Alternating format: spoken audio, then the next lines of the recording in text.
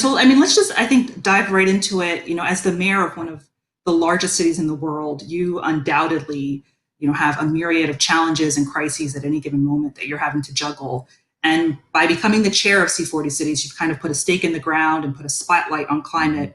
So, why do you think it's really important for cities, yours and others, to really prioritize climate action right now? Absolutely. So for the uninitiated, C40 is a network of mayors founded by mayors a few years back, and now it's 96 of the most populous metro areas in the world that account for about a quarter of the world's GDP. So when you think about it, it's bigger than any country in terms of our GDP output. And mayors are now in charge of cities that have never kind of in some ways been more important. More people are moving to cities than ever before. A majority of humanity lives in the urban environment, but it's a very diverse set of cultures and geographies and languages with a common set of problems, which is that challenges, whether it's a pandemic or in this case, climate crisis, really doesn't care about borders. They don't care about national borders. They don't care about regional or state borders. So this network is about mayors. There's an old saying that good mayors borrow, great mayors steal. So the ideas around the world that we steal from one another about how to promote green jobs, a more inclusive economy, wean ourselves off of fossil fuel, build a transportation future that's low emissions, create buildings that also help us reduce the heat that is enveloping the earth. This is really the call of our lifetimes. And while there's other crises we are navigating as well, before and after the pandemic, the climate crisis will be the defining crisis of our lives. And this decade must be a decade of action. I call it the climate decade, where it's too late to reverse things, but it may not be too late to actually implement policies that not only help save human life on this planet, but also make it more just, equitable, and fair for its inhabitants.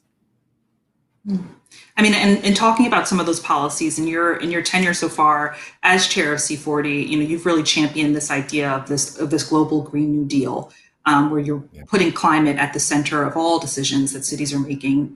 Could you talk a little bit more about this vision and what that really looks like?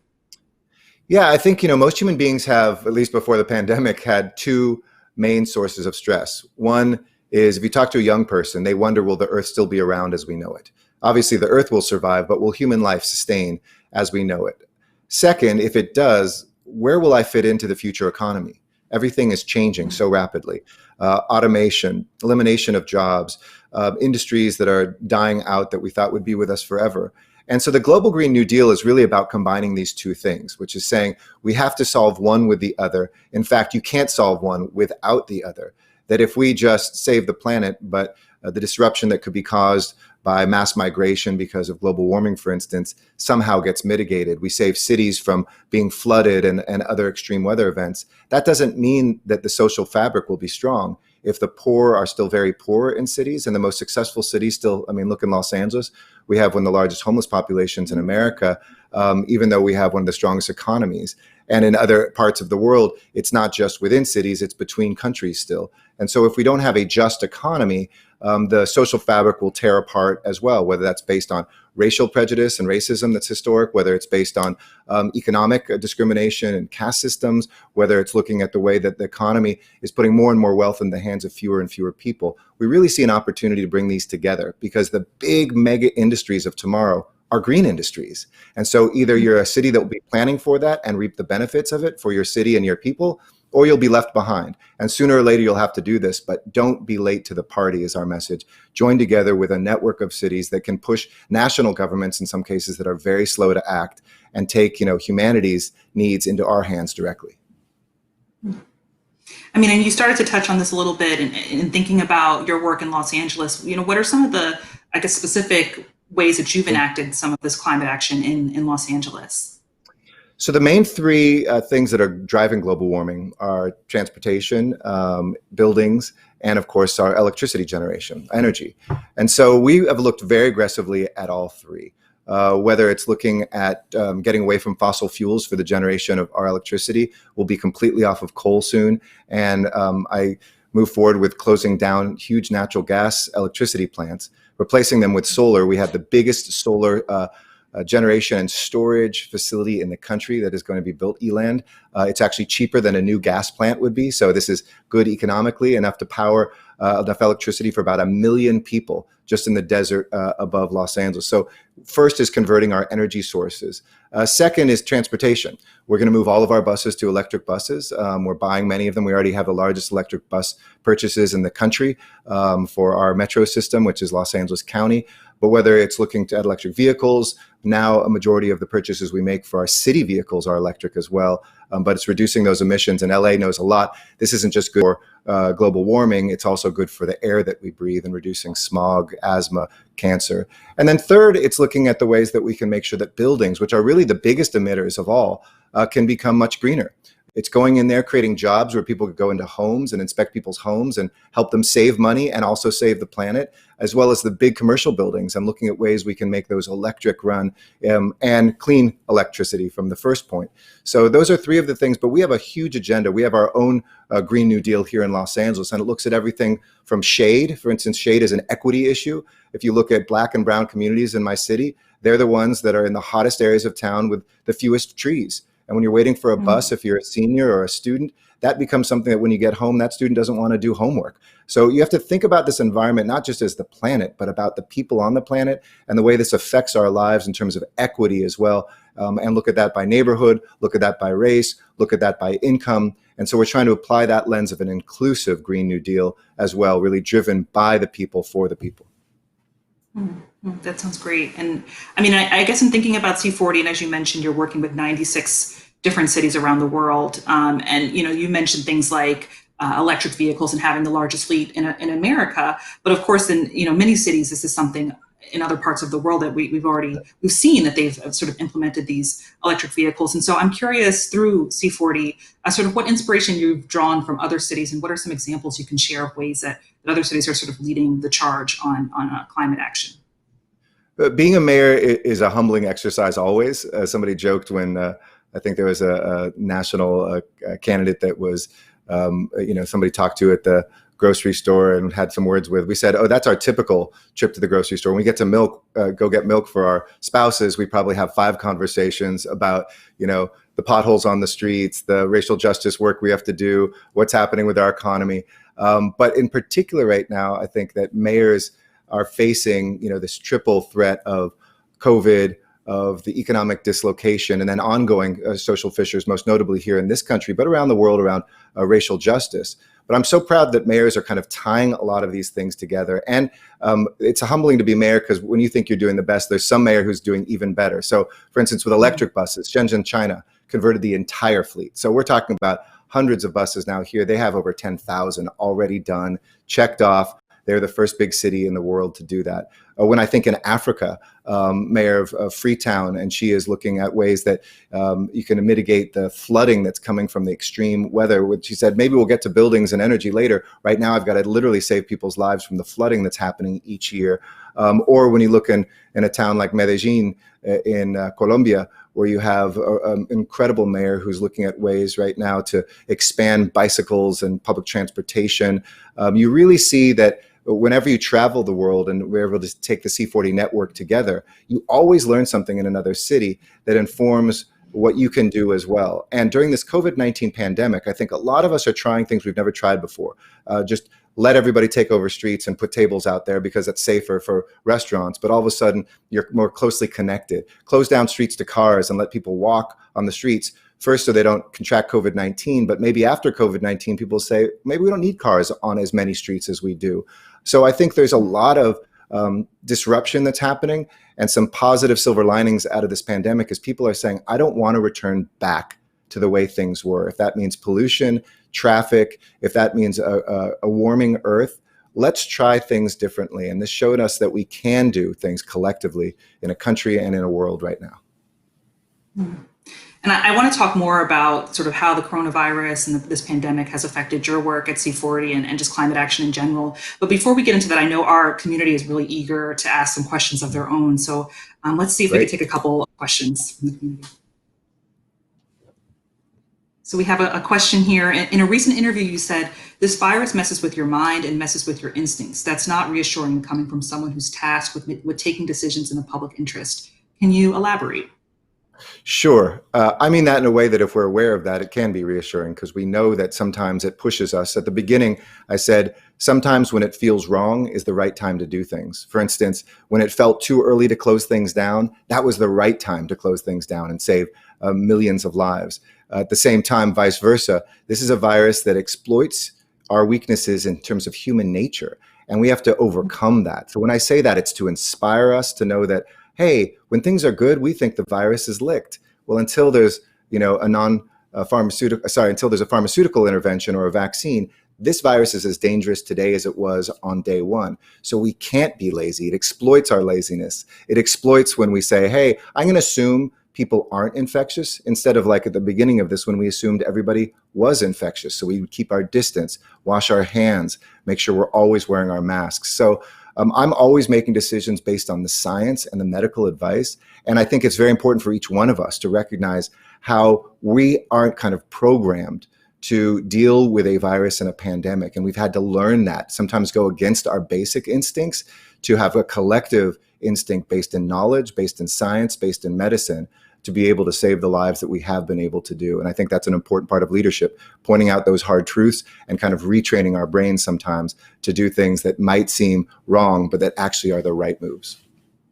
And it seems like in many ways, you can take that in both a negative or a positive way, but you definitely are taking sort of a positive spin on how you can pull this mind shift to better the world for all of us and better the experience for everyone. It's right. And some people have said, people feel so powerless. I've been reading about pandemics for, a couple millennia back, and people do lose their minds. It's funny. I'm glad I live in a democracy now. Oftentimes they overthrow and sometimes kill their leaders no matter what. Like people just go nuts in a pandemic. To be told at home, stay home, quarantine, which was comes from the word meaning 40 days, 40 days that was supposed to be enough. This is much longer than 40 days. I think it's really important for us to recognize that we do have the skills to overcome this, that human beings always have. But don't let yourself fall prey to, relaxing, because the moment we relax is when the virus spreads. All right, let's take another question here from our community.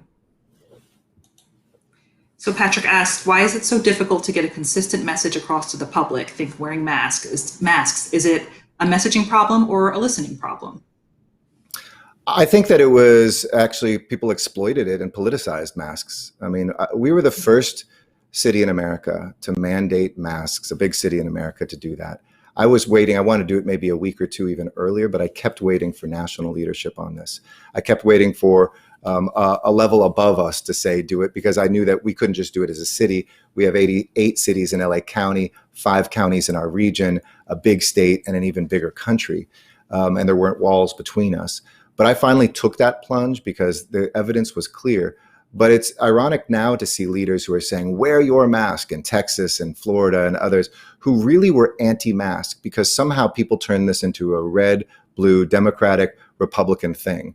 I think it's also a very male thing. There was kind of a machismo in a country where people hadn't worn masks before.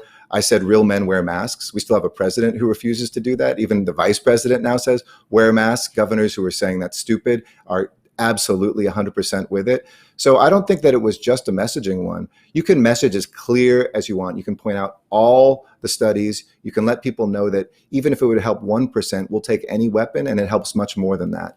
But when people exploit and say, no, this is about taking away your rights and your freedoms, again, it preys on that human instinct not to be held down, not to be told what to do. And so it really requires, I think, you see in the countries that are successful, conservative, liberal politicians from the left, the right, come together and just say, look, the science is clear. And up in Canada, you see that, where you have conservative lawmakers praising the more liberal ones for their leadership, because this shouldn't be something politicized. And if we had seen that here, I think in the United States, it wouldn't have been tough. It's not just that people hear it differently or say it differently. It's that people exploit that partisanship right now in this country and want to politicize anything. I mean, they want to politicize sunshine. They will want to politicize rainbows. I mean, things that are just facts and truths somehow become about your identity and your ideology. And that's really, really, I think, destroying this country in so many ways too. Well, let's talk a little bit also about how the pandemic has affected your work with C40 and thinking about climate action. You've talked to the ways in which climate change, the pandemic has devastated, our experiences here in the United States. And with C40, this is obviously something you're seeing happening to cities across the world, that they're grappling with this in really Yeah. unique and different ways. And you've established a task force to really place climate action at the center of recovery efforts. And so could you tell us a little bit about that? Yeah, it's been really exciting, Whitney. I have to say, one of the most moving days of my professional life was in the midst of the pandemic. Remember when it was starting to peak in northern Italy? And we said, as C40, we're probably the strongest network of mayors around any topic area in the world of the big cities. So let's see if we can get a Zoom call together across all these time zones. And whether it was the mayor of Melbourne, who was up, I think, at 1 a.m., myself up at like 7 a.m. or 8 a.m., or Europe, Latin America, Africa, in between, we suddenly had all these mayors. I think about 48 of our 96 were on a call. It was straight out of like, get me the mayors in a superhero movie. And then suddenly we had literally the mayor of London and the mayor of Delhi and the mayor of Seoul, and the mayor of Seoul talking about how their early testing really bent that curve. How the mayor of Delhi said he locked down Delhi with a stay-at-home order, and 2 days later, the national government followed in India, and 1 billion people's lives were affected by a decision a mayor made 2 days earlier. And then the mayor of Milan, Giuseppe Sala, was at that point, that was the peak place, was talking about what we could all expect to come. And it was so important and helped us save so many lives. And I asked Mayor Sala of Milan if he would head a task force that would look at COVID-19 response and recovery for cities around the world. So we could convene that with representation from Africa, Latin America, Oceania, Asia, East Asia, and South and West Asia, and Europe, of course, and every part of the world, to write this kind of playbook of how do you respond, how do you rebuild, and then most importantly, how do you reimagine moving forward? Because to that point of not returning to the normal, not returning backwards, what can we do in this moment to, in the three concepts, have jobs and inclusivity, have resilience and equity, and then health and well-being guide everything that cities are doing? Because there's the temptation to just put a bunch of gas into buses again, open everything up, get factories that are dirty going, instead of using this as a moment to build for the future, and not just for a year or two recovery, but to be a strong economy for decades ahead. And so we are going to be putting this out and are releasing the midterm report of this task force, which will talk about those things from, there shouldn't be any stimulus that's not a green stimulus, that this has to be inclusive of all people and look at the issue of equity, that it should champion mass transit, that we need to look at generating green energy and getting rid of fossil fuels in our buildings and in our cars and vehicles, in all of our city streets, and that this has to be sustainable. This just can't be a recovery for this moment. I think these guideposts are so important for our climate crisis. But even if we didn't have a climate crisis, they'd be the smart way to recover, to build a strong economy and a fairer economy for everybody. So it kind of builds on this global Green New Deal, overlays this crisis, and inspires people to be bold. As the poet says, to make sure that our reach exceeds our grasp. What we don't think we can hold, suddenly we can when we stretch just a little bit further. And so I'm very grateful to Giuseppe, he goes by Beppe Sala, our mayor of Milan, and the other mayors who served on this task force on top of everything else they were doing, because we want this to be a playbook, not just for the C40 cities, but the smallest hamlet in South America to the biggest city in China and everything in between, because we feel like all cities right now can lead the way, especially where national governments have broken down. And you mentioned earlier just racial inequity, and sort of have talked about how that's been a big part of these plans and this thinking. And of course, in the United States, we've been dealing with a huge outcry against systemic racism, especially now on the heels of several violent and deadly attacks against the Black community. And it's a movement that we've seen has really reverberated around the world and caught fire in many parts of the world. And so I'd love to hear from you just more specifically, I guess, how C40 is sort of centering this work and thinking about the intersection of social and racial equity and climate on the city level. So I feel very blessed to be part of this network at this moment, which is both an American and a global moment when it comes to our unique history of racism in the United States, but the universal racism that we've seen around the world in the history of colonialism and caste systems and other things around the world, based sometimes on religion, oftentimes based on the construct of race, and certainly on geography. First, you always have to go internal. So we did that same thing that I think a lot of enterprises are doing. We have a very global staff to listen to the voices. For instance, we've heard for a long time, and I used to live in Africa. One of my priorities as chair was, this was before the pandemic, my first trip was going to be to visit our African members and to convene them. We'll do that as soon as I can get out of this COVID-19 moment. But African nations were saying for a long time, we are so proud to be a part of this, but suddenly we're being told by the rest of the world that we have to reduce our emissions when we are barely responsible for any of the world's emissions, and we still need to develop as countries. So what assistance can you give us right now to mitigate climate crisis? Because as we saw, in Mozambique, for instance, the huge floods, those weren't caused by emissions coming out of Mozambique. Those were emissions coming out of China and Europe and North America primarily that warm the earth, cause extreme weather. And then the victims are in countries like in Africa and other places where the infrastructure isn't as strong. So I think if you look at climate in terms of the racial inequities globally, you begin to understand you have to place leadership, Black leadership, whether that's global Black leadership or domestic Black leadership, squarely at the center of what we're doing. And I think that's a wonderful thing about this. We have vice chairs. We have quotas for every region. We make sure that there are women and men on here, because if you're not intentional about gender or racial equity, it just will not come. Secondly, then we're looking at what we can do in terms of standing up for this moment and saying, when you rebuild, if you're not rebuilding your economies in a green and racially inclusive way, you're going to leave many people on the sidelines. Human suffering will continue, but more importantly, you're going to lead economic prosperity on the sidelines. Think about that in America. When we look at the idea, for instance, of reparations, the estimates of how much it would boost our GDP just to erase the wealth gap between Black and white Americans, why wouldn't we do it? Why wouldn't we add that to our economy when everybody would prosper from that? Globally, it's the same thing. And I hope that we can build a global system, potentially with new leadership in the White House, which I'm very optimistic about, of re-engaging with the world and America paying its piece, as well as Europe and other places, into a global funds that can help poorer nations who are often Blacker and browner around the world to be able to have the tools to build green economies of tomorrow and not suddenly inherit all of our gas trucks, our fuel trucks when we convert them all to electric, or suddenly have coal plants that are being built, or ecological devastation with dams as we see happening right now. Those things I think are critical if we're going to put our money where our mouth is about fighting against racism, not just in our own communities, but really around the world and eradicating it once and for all. It's so important to hear, and great to hear that that's been a conversation that's been had in C40 and around the world. People are thinking about that. Let's take some more questions from our community. Great. So Terry asks, what tools are you using to facilitate meaningful conversations in your community around current social equity, social justice issues? So really touching on this conversation right here. So thank you, Terry. I mean, so many different tools, but led first and foremost, before you use a tool, I think you need to find a prism. What do I mean by that? So I just wrote an Executive Directive 27 in Los Angeles, that basically mandates racial equity. We've done this before with gender equity too, very successfully, as a central value of all of our operations as a city, both internally in terms of the city government, and then externally, the impact on our people.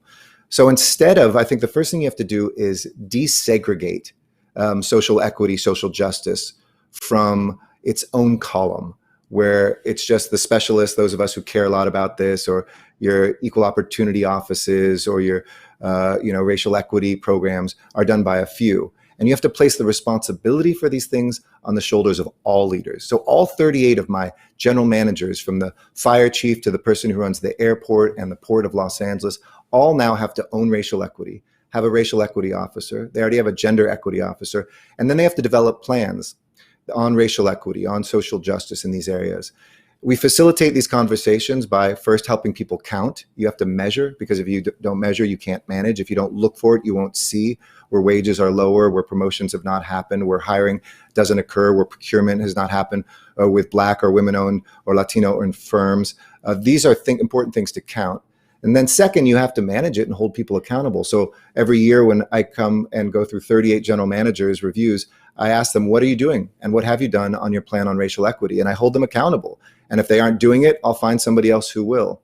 In the general population, the tools that we're using are widespread. I think community groups are always the best poised because they have relationships already within communities. So don't try to create this anew. We started, for instance, with a group here called Community Coalition, which has done fabulous work. It was actually founded by Karen Bass, the congresswoman now who's the head of the Congressional Black Caucus and a dear, dear friend. We had conversations where people would have dinners and consciously invite people of different racial backgrounds and cultural backgrounds. And with a facilitator, have those discussions long before this kind of George Floyd moment to engage in those tough conversations now that have just blossomed everywhere. And my encouragement is you can't go straight to the policies and say what you're angry about if you don't do the work internally first, to look at your own bias, no matter what background you have, to look at the ways that that triggers decisions that you make, and measure in your own household, measure in your own enterprise. Are you buying 10 or 15% of your goods from Black-owned businesses if you're focused on racial justice? What are you doing to achieve gender parity? We have 300 plus commissioners in the city of Los Angeles that oversee these very powerful departments. And within 6 months, I made sure over half of them were women for the first time in our history.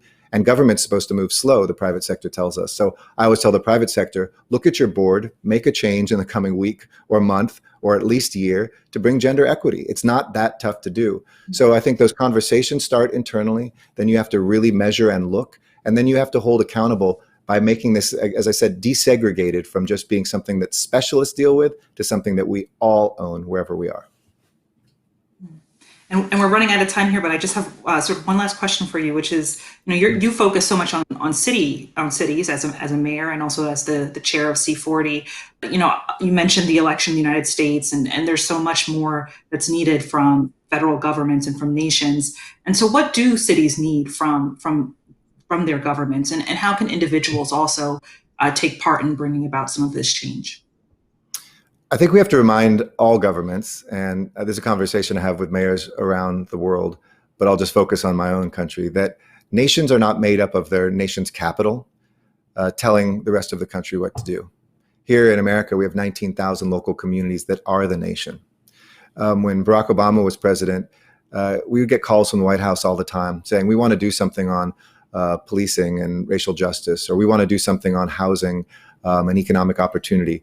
What's going on in Los Angeles or in other cities? And they would listen and let those things bubble up to the nation's capital rather than somebody sitting removed from communities in a bubble saying, this is my philosophy and this is what the nation's going to do.